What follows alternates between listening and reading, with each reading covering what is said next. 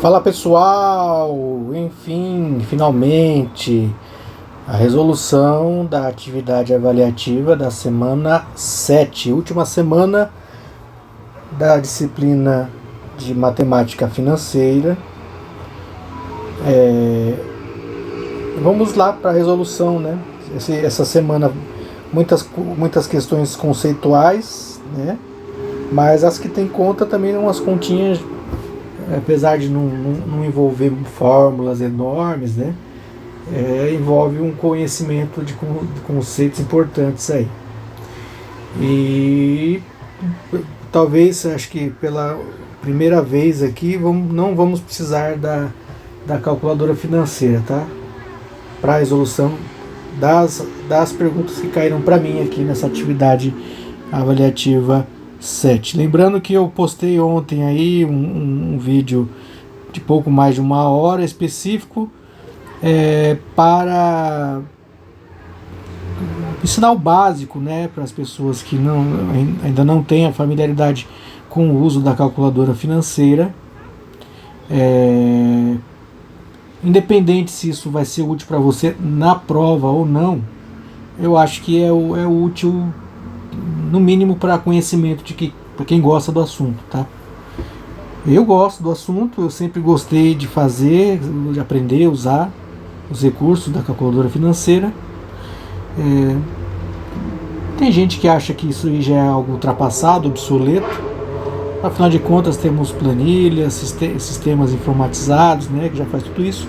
Mas como um recurso educacional, ela é muito importante, sim. Eu acho que é muito válido aprender a usar, tá? Então, quem quiser, entra lá, olha aí na lista na playlist aí, um vídeo foi postado ontem. Ontem não, né? Praticamente foi hoje, né? Já foi na virada do dia. De madrugada já quase, eu postei esse vídeo. Lá tem o básico para você operar as funções da calculadora financeira, tá? Se você puder usar no dia da prova uma calculadora física financeira, leve, consulte, né, o secretário do seu polo. Se não puder, tudo indica que eles vão disponibilizar uma calculadora virtual lá no sistema, e há possibilidade, ainda não é garantido isso, né? Há uma possibilidade de que essa calculadora que eles vão disponibilizar no sistema para determinadas questões vai ser sim baseada na calculadora financeira. Mas não vai adiantar nada você ter à sua disposição uma calculadora financeira virtual ou física se você não souber o básico de como operá-la, né? A calculadora ela é só a ferramenta, ela não faz o trabalho para a gente. Ela só evita um esforço de você ter que decorar certas fórmulas. Mas o conceito de fluxo de caixa, o conceito de valor do dinheiro no tempo, isso é de cada um. Isso aí é o conhecimento que você precisa ter para poder fazer e assimilar essa disciplina, tá? Bom, vamos lá, sem mais delongas. Vamos para a resolução das questões da semana 7, tá? Bom, a primeira pergunta, uma pergunta conceitual, fala de cara sobre os títulos públicos federais, né? Aqui ele coloca 3 títulos públicos: o Tesouro Selic, também conhecido como letras financeiras do Tesouro, o Tesouro Prefixado, que é a LTN, e a NTN, que normalmente essa NTN, apesar de não vir escrito aqui, ela é a IPCA+, né? Para quem tem curiosidade, né, entrem lá nos sites do Tesouro Nacional, do Tesouro Direto. Lá tem, além de ter a possibilidade de você fazer um cadastro, ter a possibilidade de investir nesse tipo de título, a partir de valores mínimos, a partir de R$100 ou até menos você consegue investir nisso daqui. E lá eles ensinam muita coisa, tá? Eles têm muitos tutoriais, tem simuladores, então é bem interessante dar uma olhada, né, nessa parte aí do Tesouro Direto, que é uma modalidade de investimento que, na minha opinião, para quem é conservador, mas não quer ficar só na poupança, é a melhor que tem. É a melhor que tem, sim, disparado, assim. É a que tem o menor risco e oferece um retorno muitas vezes melhor até do que títulos privados, tá? Muitas vezes você pega lá um CDB e está pagando a mesma coisa ou menos do que um tesouro prefixado.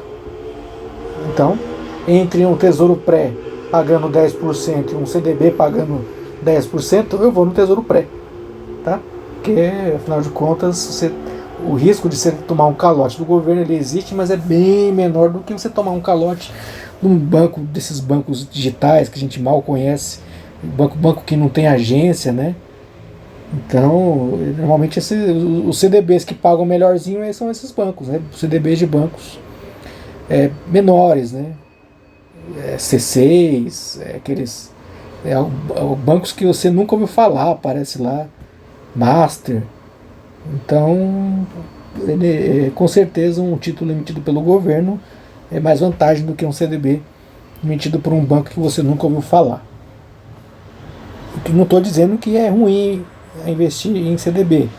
Eu também tenho CDB, eu tenho tesouro, eu tenho fundo, né? Eu já tive de tudo na minha carteira de investimento. Hoje em dia eu estou mais no tesouro e nos fundos pré-fixados, né? Mas ainda tem alguma coisinha também em CDBs e LCs, LCAs, LCIs e por aí vai. Mas não é o caso, não é o assunto aqui.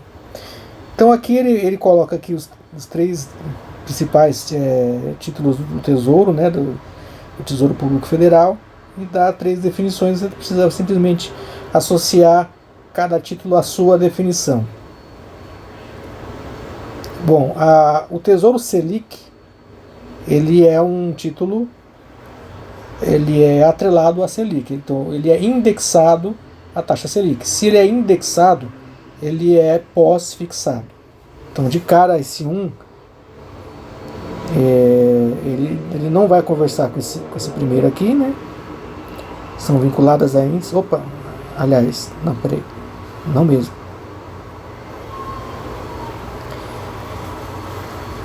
Não é vinculado a índices econômicos. Esse daqui seria o IPCA+. Títulos adequados à proteção do investidor, à inflação, ou seja... Aliás, esse 2 aqui é o IPCA+, né?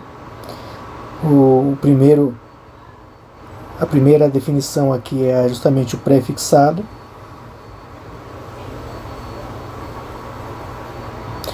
E o Selic, como o próprio nome tem aqui, já dizendo, né, Selic, ele só pode estar sendo atrelado à taxa básica de juros. Qual que é a taxa básica de juros da economia brasileira? A taxa Selic. Então só pode ser o Tesouro Selic, né? Então a 1 conversa com a 3. A 2, que é o Tesouro Pré, se ele é pré, ele não é pós, a sua taxa ela já é contratada, já é sabida no início do que você compra o título, certo? Deixa eu ver aqui, títulos que as taxas não são vinculadas a índices econômicos, ou seja, isso aqui independe se a taxa Selic ou se a inflação sobe ou desce, certo? Ela já é definida no momento da emissão. Isso aqui, esse definido no momento da emissão, é a perfeita definição de uma taxa pré-fixada, de um título pré-fixado, tá? Então o segundo título aqui só pode fazer correspondência com essa primeira definição.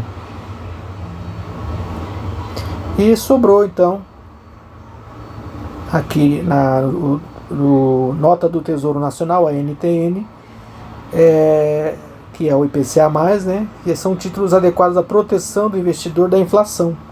É por isso que ele é IPCA+. Você sabe que você vai ganhar a variação da inflação mais uma taxa, mais uma porção prefixada. Então esse título aqui é como se ele fosse misto, né? Ele tem parte dele prefixado e parte dele pós-fixado, porque ele acompanha a inflação, né? Então se eu quero me proteger o investidor da inflação, só pode ser as notas do Tesouro Nacional, tá? Então, na minha aqui, olhe bem nas suas, isso aqui eles embaralham, né? Às vezes você fala, pô, Ricardo, você falou que a resposta certa é a E, mas eu botei E lá e deu errado na minha. Pô, você não tem que colocar E. Você tem que olhar a correspondência. LFT Selic corresponde com a definição que fala sobre taxa básica de juros, que na minha é a terceira definição. Então na minha ficou 1,3. A 2, que é o tesouro prefixado, ele corresponde com a primeira definição, que fala sobre taxas definidas no momento da emissão. E o terceiro título, que é a NTN, que também é conhecido como IPCA+, ele corresponde com a segunda definição, que é aquele que protege o investidor da inflação. Então na minha ficou assim, 1, 3, 2, 1, 3, 2, tá? Olha na sua aí como é que ficou. Pergunta 2 também, mais uma pergunta conceitual. Sobre títulos de renda fixa, né? Ele dá uma breve definição, né? Que é uma classe de investimentos bem diversa, com opções adequadas para o objetivo de investidores diferentes. Julgue as afirmativas abaixo sobre renda fixa e indique a alternativa que contém as afirmativas verdadeiras, tá? Então vocês já estão vendo aqui qual é a resposta certa, né? De todas essas 4 afirmações aqui, apenas a 1 é verdadeira. Por quê? Na 1 diz o quê? Quanto às taxas de juros, os títulos podem ser definidos em pré e pós-fixados. É exatamente isso. Assim como nos títulos públicos, tem o título pré e tem o título pós, que é o Selic, na renda fixa, em geral, também temos essa separação entre pré e pós-fixados. Então, essa primeira aqui ela está certa. Segunda afirmativa, por serem privadas, debêntures não podem ser classificados como renda fixa. O que ele quer dizer como privado? Debênture é um título que é emitido por empresas com ações na bolsa. Debênture não é ação, tá? Debênture ele é sim um título de renda fixa, mas emitido por uma empresa. Tá? Não é emitido por um banco. Quer dizer, pode também ser emitido por um banco, mas não necessariamente. Agora, por exemplo, a Petrobras tem debêntures da Petrobras, debêntures da Eletrobras. Qualquer empresa listada na bolsa, qualquer SA, ela pode emitir debêntures, que são títulos da dívida, títulos privados, que prometem o pagamento de um juros para quem adquiri-lo, né, como se você estivesse emprestando dinheiro para essas companhias, né? E eles são sim considerados como renda fixa, tá? Porque eles também podem ser definidos como pré ou pós-fixados, inclusive, tá? Então não é o fato de ser privado que faz com que ele não seja classificado como renda fixa. Então isso aqui está errado, tá? Então essa aqui está errada. A terceira afirmação, RDB é um título de renda fixa, correto, que pode ser negociado no mercado. Enquanto o CDB é intransferível. Então aqui eles apenas inverteram aqui, né? O CDB sim é um título de renda fixa que pode ser negociado no mercado. O que é o intransferível é o RDB, tá? Então essa aqui está errada, eles inverteram aqui os papéis aqui. No Brasil, todos os títulos de renda fixa são tributados com uma alíquota de 20% sobre a renda. Também é errado, porque nós sabemos que a tributação sobre títulos de renda fixa, ela segue uma tabela regressiva, tá? É uma tabela regressiva que varia, ela vai diminuindo conforme o tempo em que você ficou com o investimento investido, tá? Se for para um ano, 20 e tantos %, se for para mais de 2 anos já cai um pouquinho, entendeu? Então ela é uma taxa regressiva, então não é uma alíquota única, fixa, tá? Então essa aqui está errada. Beleza? Então na minha aqui, a única que foi certa foi a A1, resposta certa B. Vê na sua aí, pode ser que caia na C, ou na D, ou na A. Tá? O importante é você saber que dessas 4 afirmações, uma apenas é certa e é a que diz respeito da taxa de juros é sobre os títulos serem divididos em pré-fixados e pós-fixados. Só essa aqui que é a correta. Beleza? Pergunta 3 também é uma pergunta conceitual, bem longa, inclusive. Fala sobre ações. Aqui tem uma... tá falando aqui brevemente aqui sobre ações que pagam dividendos, né? E ações que não pagam dividendos. Nem vale a pena muito se ater a questão do dividendo ou não, né? Porque se for direto aqui ao que se pede, você já vai matar de cara aqui qual que é o problema. Então ele fez uma definição aqui, explicou o que são ações que pagam dividendos, né? Como que funciona, mais ou menos, brevemente, como que funciona o pagamento de dividendos, né? Que é uma parcela do lucro líquido das empresas listadas em bolsa, que essa parcela é distribuída para os seus acionistas, né? Periodicamente. E aí ele dá duas afirmações, né? E aí cai naquele negócio, né? Será que as duas são verdadeiras? Será que a 1 é verdadeira e a 2 é falsa? Será que só a 2 é verdadeira e a 1 é falsa? Será que as duas são falsas? É isso que você tem que analisar.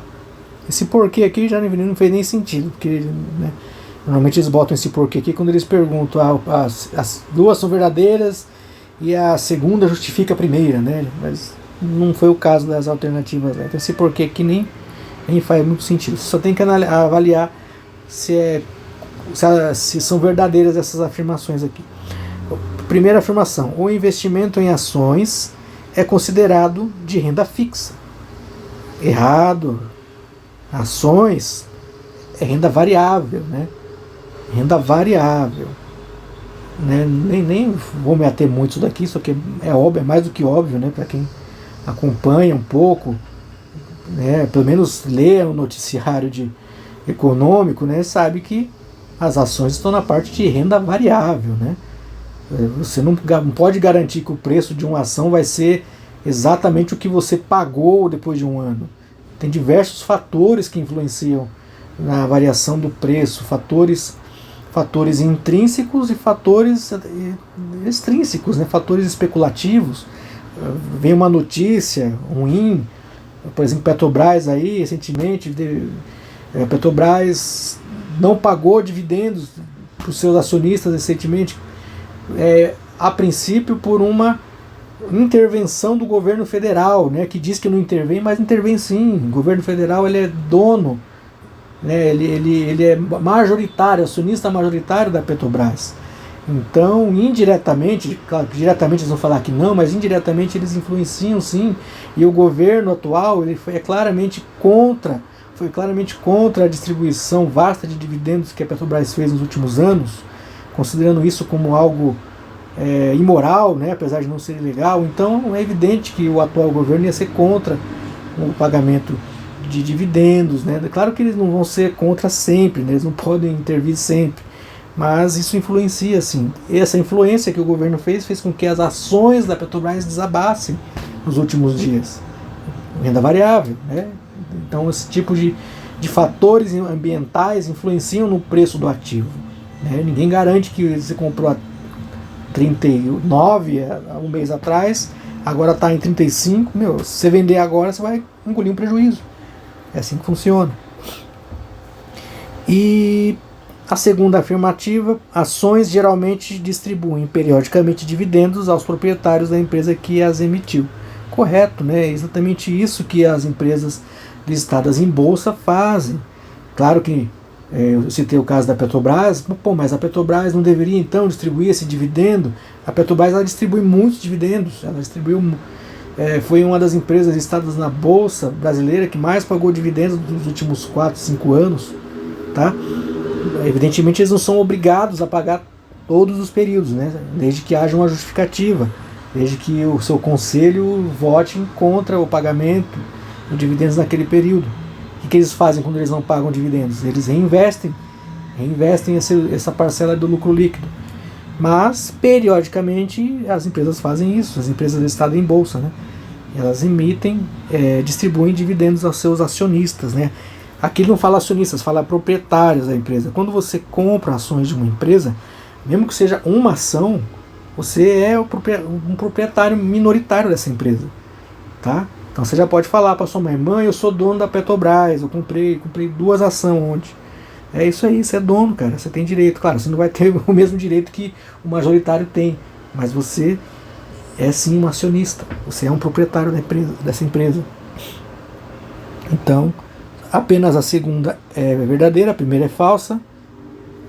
Daqui das afirmativas, a asserção 1 é uma proposição falsa e a 2 é uma proposição verdadeira. Essa é a correta, tá?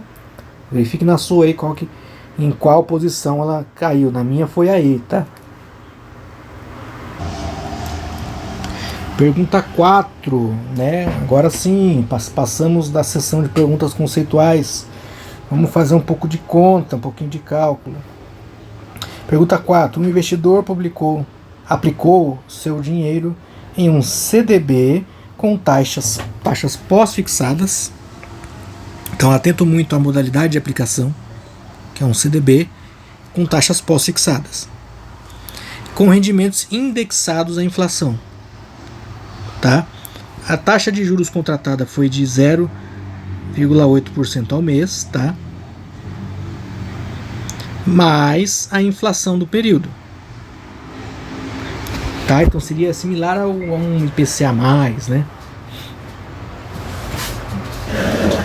Ele pensa em somente manter a sua posse, esse título, até o seu vencimento, que ocorrerá daqui a 3 meses. Opa! Então, 2 coisas importantes: a taxa está ao mês e o vencimento daqui a 3 meses, e ele pretende segurar até o final do vencimento. Então, nosso N vai ser 3 aqui, tá? Se precisar fazer algum cálculo de capitalização, já sabemos que já temos a taxa e já temos o N, que é 3. Se a inflação desse período foi de 3,1%, qual seria o rendimento nominal líquido? Essa aqui, para mim, foi a mais difícil, né? De todas as questões dessa semana, que eu tive que resgatar lá o livro, evidentemente, né? No livro que está sendo usado, né? O livro do Alexandre Assaf Neto. Só pelas aulas você não consegue, dificilmente você conseguiria responder essa questão aqui, tá? Na minha opinião. O rendimento nominal líquido desse investimento, se ainda tem a alíquota de imposto. Então olha só os elementos que tem dessa questão que trazem ela grande complexidade, né?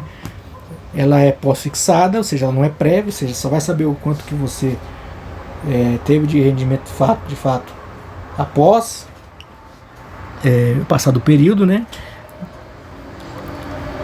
Nós temos aqui um rendimento de uma taxa real, uma taxa de juros que vamos chamar de taxa nominal, tá?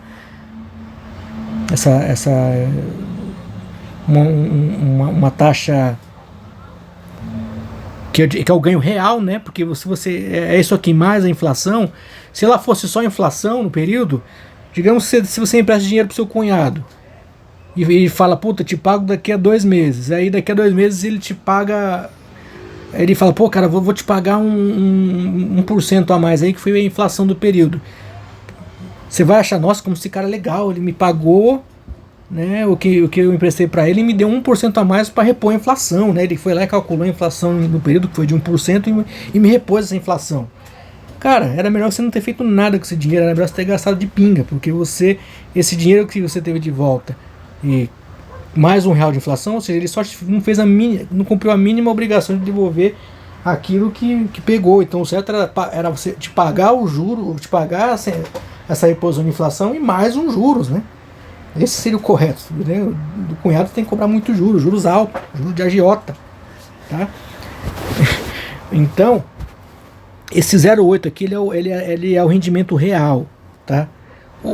Ele é o rendimento real. Então vai ser a inflação do período, que ele já fala que foi 3,1, e mais esse 0,8. E que o imposto de renda foi de 22,5. Tá. Essa aqui, ela envolve, assim, questão de cálculo, é simples. São cálculos muito simples. Só que você tem que fazer na ordem certa e entender o conceito. Sinceramente, eu tive que resgatar, tive que ir lá no livro e ver o passo a passo. No fim deu certo, mas vamos ver se eu consigo explicar aqui. Primeira coisa que você precisa fazer é capitalizar esse rendimento real de 0,8% ao mês para 3 meses, né? Afinal de contas, essa aplicação vai ficar lá aplicada por 3 meses. Então a primeira coisa que você faz é capitalizar esse 0,8 a 3 meses. Eu vou chamar isso aqui de rendimento bruto. Então o rendimento bruto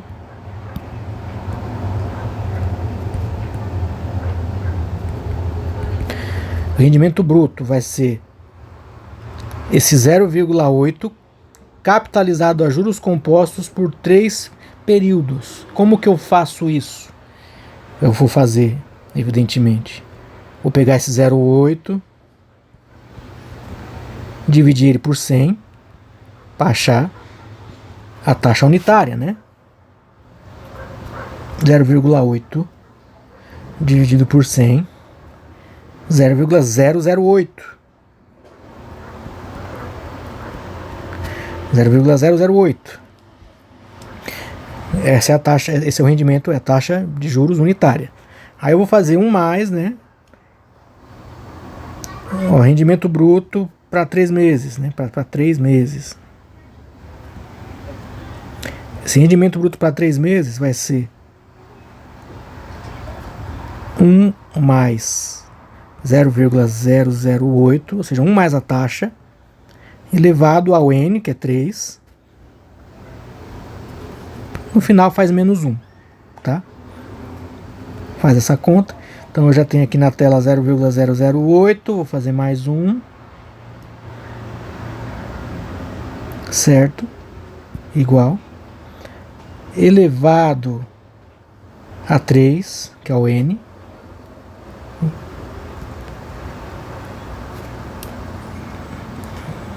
Apertei 2 vezes, não precisava.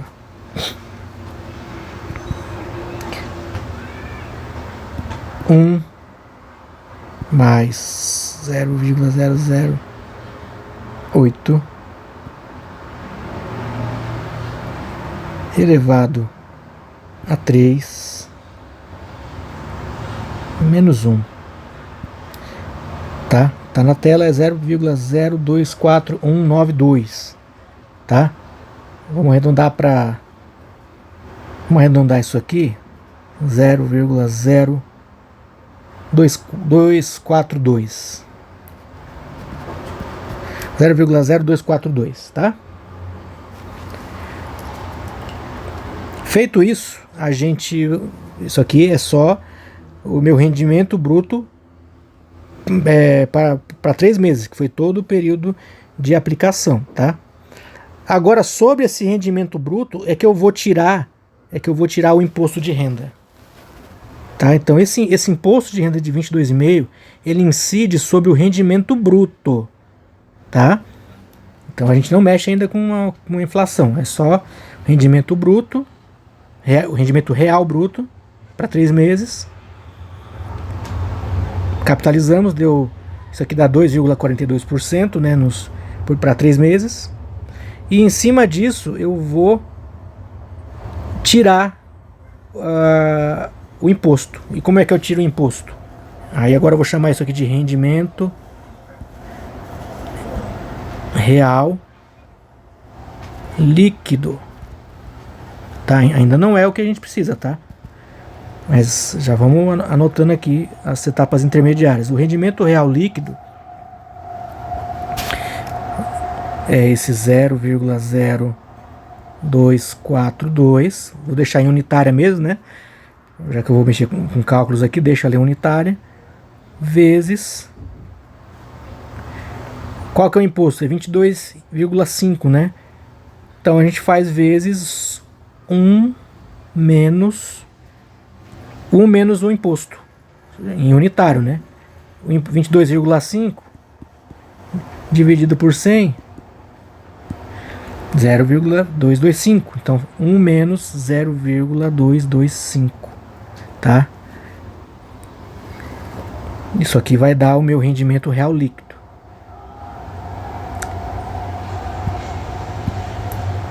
Zero 0,0242 vezes menos 0,225.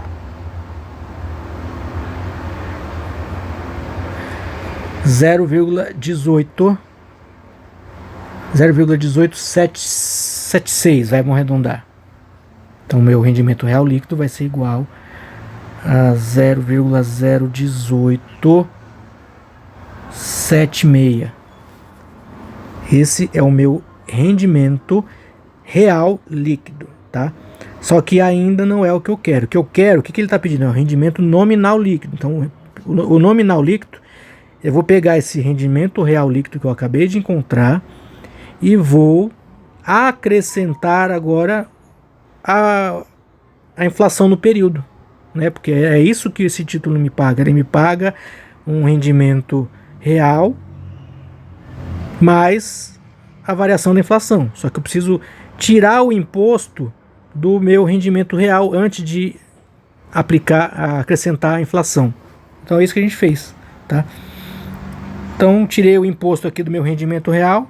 Agora eu vou acrescentar a inflação. Como é que eu acrescento a inflação? Eu vou fazer assim. Agora sim, ó, rendimento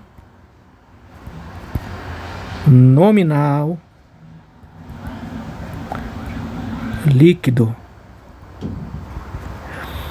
vai ser uma expressão um pouco maior. 1 mais o meu rendimento real líquido, que eu já achei que foi 0,18, 1 mais 0,01876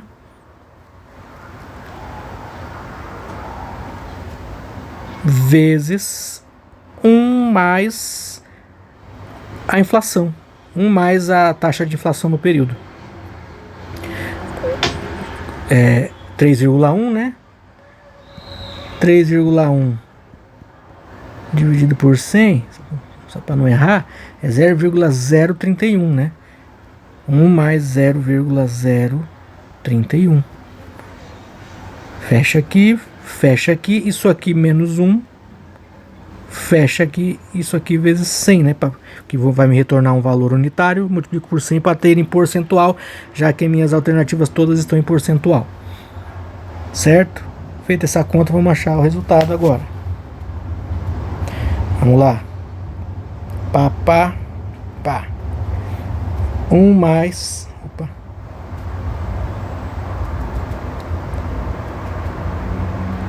1 mais 0,01876, fecho parênteses, vezes, abro outro, 1 mais a inflação, 0,031, fecho, isso aqui menos 1, fecho, isso aqui vezes 100. A resposta igual a 5,03%, tá? Não tem 0,03, é que eles arredondaram tudo para uma casa só, então só pode ser essa aqui a ser 5%, tá? Então reparem que os cálculos foram todos simples. Expressões simples, não teve que decorar fórmulas muito grandes. Só que o conceito dela é complicado, porque até você lembrar que o imposto tem que ser deduzido do rendimento bruto e não do rendimento total. Para eu lembrar disso aqui, eu tive que resgatar o material do livro, cara. Isso aqui não é tão simples assim, não. Mas uma questão legal, uma questão boa. Uma coisa que você pode usar na prática do seu dia a dia, inclusive, né, nas suas aplicações aí em CDB, para saber de fato quanto que você vai ter de rendimento, né, quando descontado o imposto de renda, né? Certo? Então é isso, vamos para a próxima.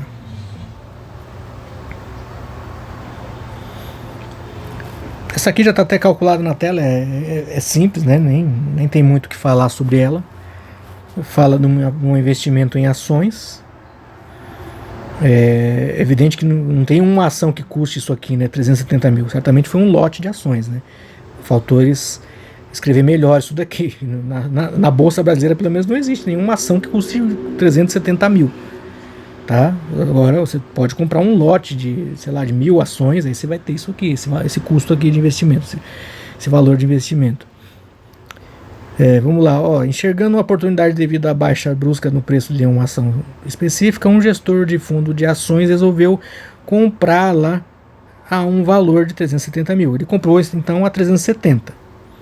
Se ele vender as ações em um valor total de 550 mil no mês seguinte, qual será a taxa de retorno? Então a taxa de retorno aqui nada mais é que a variação entre o preço de compra e o preço de venda. Só isso.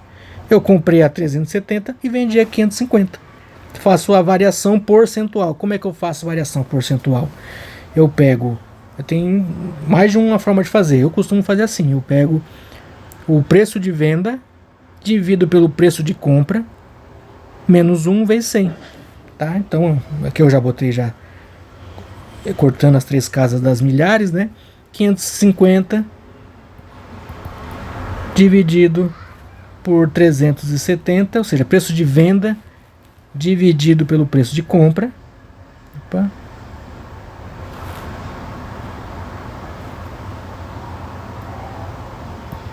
Preço de venda dividido pelo preço de compra, menos 1 vezes 100. 48,6%, tá? Essa é a resposta. Beleza? Sem mistério, talvez a mais simples de todas, tá? Não tem nem muito o que fazer essa aqui. Questão 6 também, ela fala aqui sobre os títulos do Tesouro, né? Aqui você tem que entender como que funciona o mecanismo, né, de emissão do título e como que é calculado o rendimento dele, né? Mas não é difícil não. Tem que saber essa formulinha que está aí na tela já aí, que é a fórmula que você encontra a taxa efetiva over anual, tá?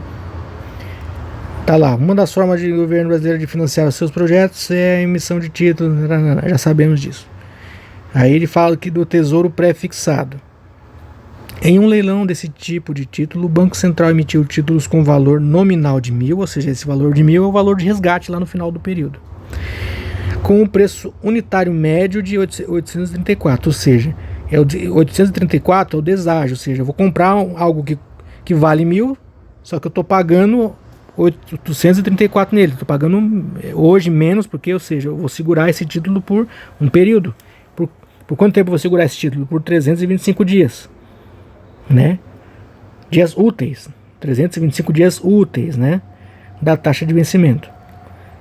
Então esse é o mecanismo do título prefixado, tá? Ele sempre vai valer 1.000. O seu rendimento que você tem em cima dele é o deságio que você paga por ele, tá? Ou seja, quanto menor o valor do PU, que é o preço unitário, mais você vai ter retorno sobre esse título, tá?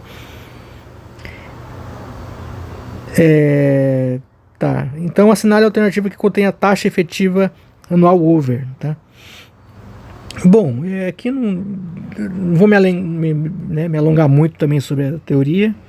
A fórmula para encontrar a taxa efetiva anual over é essa aí, tá? O N é o valor nominal, que é 1.000. PU é o preço unitário médio, que é 834,60. E você faz elevado a 252. Por que 252? De onde eles tiraram esse 252? 252 é a quantidade de dias úteis que tem um ano. Tá? Eu não quero saber a taxa anual. Então, é um ano sobre o total de dias úteis que você vai segurar esse título. Que é o total de dias úteis até o vencimento desse título. Jogando esses valores aqui na fórmula, você vai achar o resultado, né? Sem surpresa.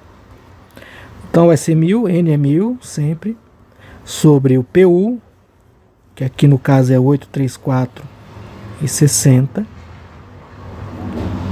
elevado a 252 sobre DU são a quantidade de dias úteis até o vencimento do título. Então é 325. 325. Isso aqui tudo menos 1. Multiplica por 100 para obter o valor percentual. Tá? Faremos essa conta.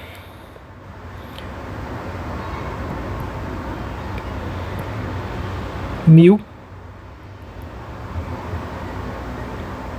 dividido por 834,60. Fecho aqui. Isso aqui elevado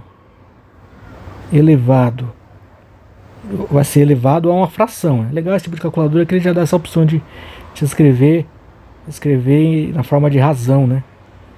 Muito prático isso aqui. Visualmente é muito melhor do que escrever usando a divisão.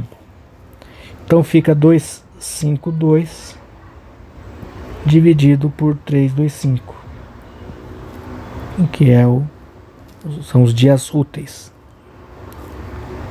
Tá?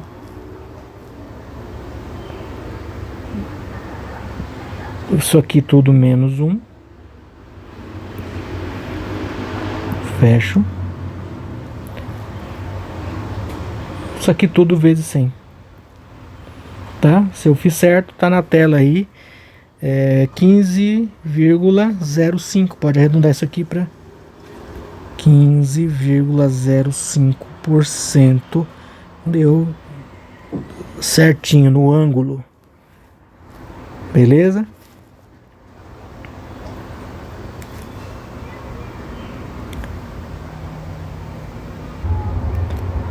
Nossa, até me assustei. É só isso. São só 6 questões. Achei que tinha mais. Então tá isso, pessoal. Então, fim do curso. Eu espero que todos tenham estudado, tenham assimilado. Assimilar 100% ninguém, nem eu, né? Eu vou tentar aí responder o máximo de questões que eu conseguir. Não é fácil. É um conteúdo que é muito vasto, né? São uma quantidade de assuntos enorme, né? Para o curto espaço de tempo que nós temos nesse curso, né? 2 meses não é nada para você aprender todo o conteúdo de fato que a gente teve. Não culpem totalmente a Univesp, o professor. Não, cara, até me coloco no lugar dele, assim. Ele não tem muito o que fazer. Ele não está olhando a gente cara a cara. Ele não sabe qual que são as dores das turmas, né? E mesmo que visse as turmas cara a cara, seria tanta gente que não ia ser impossível ele ter um controle da situação. Ele ia ter que fazer o que ele faz, a partir do pressuposto que a gente sabe fazer certas contas, certos conceitos já foram superados, né, no ensino médio ou no primeiro semestre do curso, né? E ele vai tocando, velho. Vai tocando e vai no livro, lê o livro para entender. E pelo menos isso eles fazem, não dá para mentir. Toda semana tem lá a indicação de leitura de pelo menos 1, 2 capítulos de 1 ou mais livros, né? E o livro que foi usado, né, majoritariamente, o livro do Asaf Neto, apesar de não ser um livro dos mais fáceis de entender, é um livro sim muito completo. Ele é um livro referência no assunto. Então, se você pegar com calma cada um dos capítulos que foram indicados, claro, né? Faltam poucos dias para a prova, mas o ideal é que se tivesse feito isso desde o início. Quem fez isso, eu tenho certeza que vai bem na prova, tá? Agora, quem dependeu só da videoaula do professor da Univesp, não vai, esquece, cara. A não ser que já tenha um conhecimento prévio disso aqui. A pessoa, já vi isso aqui, que nem eu já vi, mas fazia tempo que eu não vi, então para mim é bom rever. Mas digamos que uma pessoa está com um pensamento mais fresco, ou trabalha até com isso, só vendo a videoaula a pessoa, não, beleza, é isso aí que faz assim mesmo, vamos lá. Essa pessoa ela pode ser que se dê bem, mas no geral, quem está tendo um primeiro contato com isso aqui, não dependam só da videoaula, é pouco, mas repito, não é culpa do professor. É porque o tempo que ele tem é esse, né? Se ele pudesse, talvez ele desse uma aula maior de 2 horas por dia para você aprender isso aqui, para a gente aprender, mas não tem esse tempo.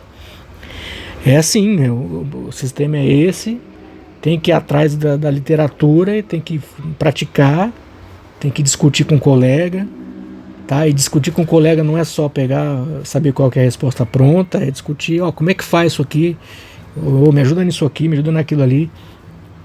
Tenho certeza que quem fez isso, na maior parte do curso, vai se dar bem na prova.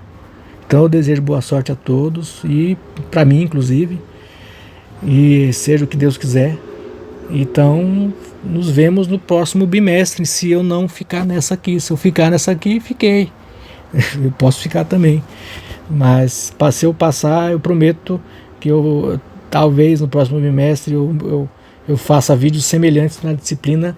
Talvez, não vou cravar, mas talvez na disciplina de estatística aplicada, né, que é uma matéria que eu também gosto, né, mas gosto do jeito que eu aprendi, né, talvez do jeito que seja apresentado para mim. Se eu tiver também muitas dificuldades, não vai ter o que eu apresentar aqui para vocês, né. Em matemática financeira, sim, eu poderia apresentar alguma coisa. E em estatística eu não garanto, mas eu vou avaliar. Se der, a gente faz igual a gente fez aqui nesse bimestre.